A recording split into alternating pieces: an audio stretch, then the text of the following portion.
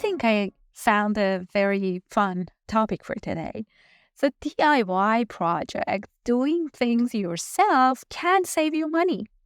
If you like something, maybe learn the basic skills, like, for example, home repairs, cooking, or gardening.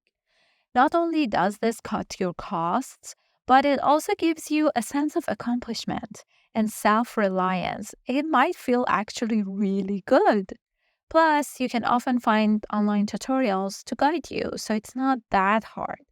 Some stuff might not worth doing it yourself, but some stuff will.